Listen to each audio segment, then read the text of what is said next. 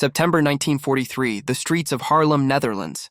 A young girl pedals her bicycle through the afternoon shadows, her dark hair woven into two long braids that swing gently as she rides. She looks maybe 12 years old, innocent, harmless, the kind of girl you'd see carrying school books or running errands for her mother.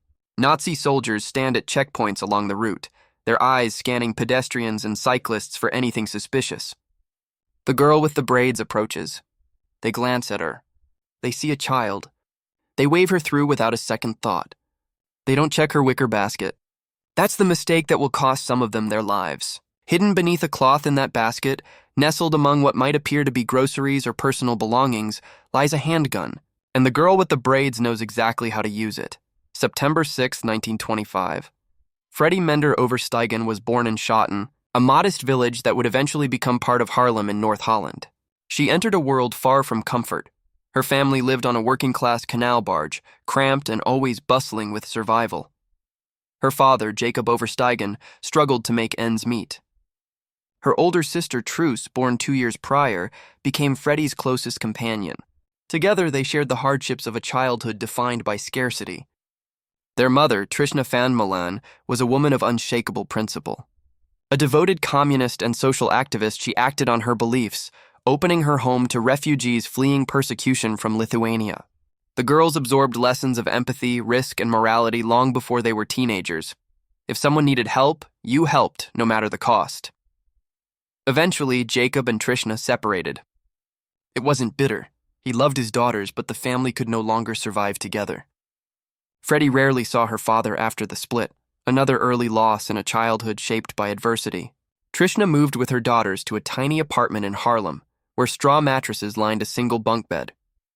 Winters were harsh, money was scarce, yet education in courage and justice continued at home. The girls joined the Dutch Youth Federation, a communist youth organization, learning that small acts could reach far beyond their immediate surroundings.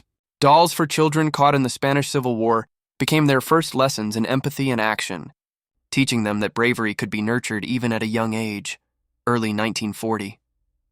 The world Freddie knew had begun to crumble. The streets of Haarlem were no longer safe playgrounds. They had transformed into corridors of fear. Soldiers in gray uniforms patrolled relentlessly, and whispers of arrests and disappearances shadowed every alley. It was during one of these restless days that Freddie first met Annelies Veldkamp, a fiery, sharp-eyed teen with a penchant for mischief and defiance. Annelies's father, a local printer, secretly supplied anti-Nazi pamphlets, and she had inherited his daring. Together, the two girls formed a silent pact. They would no longer remain passive observers. They would act, even if it meant risking everything. Their first assignment was deceptively simple: deliver a set of forged ration cards to a safe house on the outskirts of the city. Freddie, nimble and unassuming, was perfect for the task. She pedaled through cobblestone streets, heart hammering, her basket laden with papers that could save or condemn hundreds of families. The Nazis were everywhere, yet Freddie's youthful innocence was her shield. Officers barely registered her presence, even as she passed within arm's reach. That innocence would soon become a weapon more lethal than any gun. Weeks later, her missions grew more dangerous. Freddie learned to navigate coded messages, memorize patrol routes, and recognize allies from foes at a glance.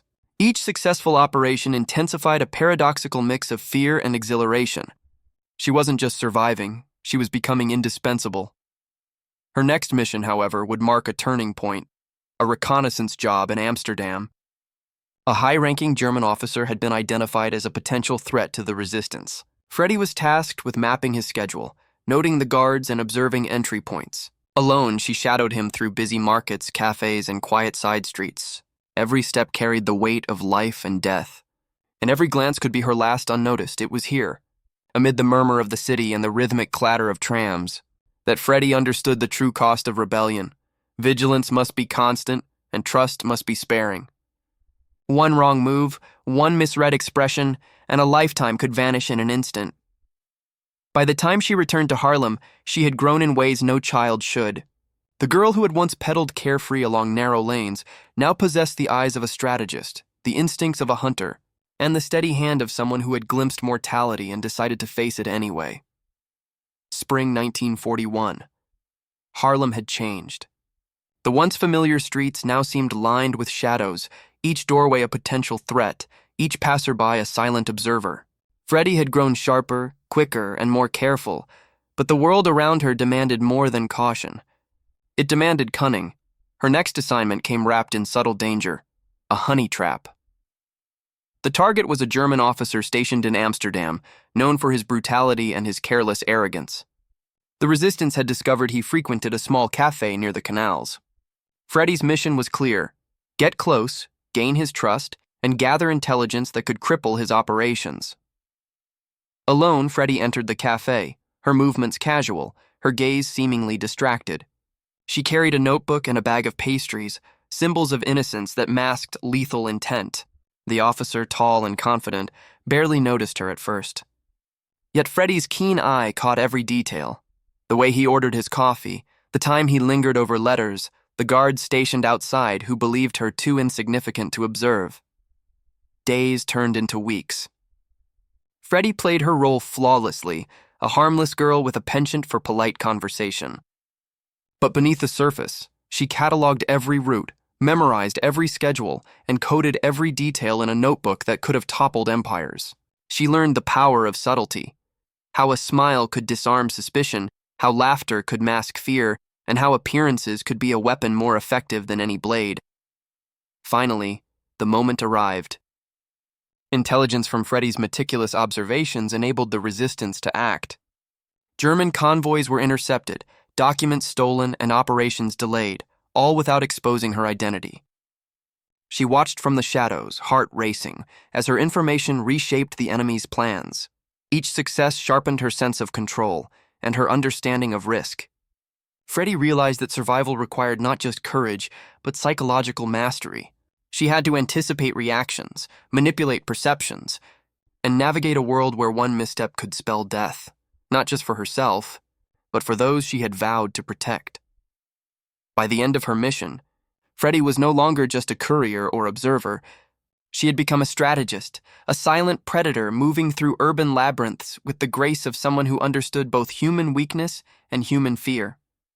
The girl who once pedaled carefree through Harlem was now a shadow in the streets, a voice of resistance carried in silence and subtlety. The stakes had risen. Every mission now carried the weight of countless lives, and Freddie knew the line between victory and catastrophe was razor thin. Yet, with each successful operation, she felt a strange blend of empowerment and dread. She was shaping the war from the shadows, and she had no choice but to continue. Summer 1941.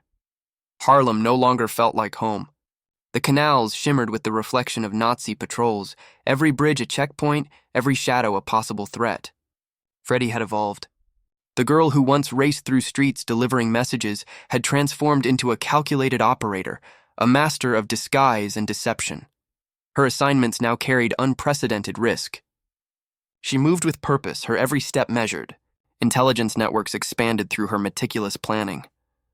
Each operation demanded precision, intercepting shipments, decoding enemy communications, and smuggling critical documents. Freddie had to become invisible yet omnipresent, unnoticed but essential. Her mind became a battlefield.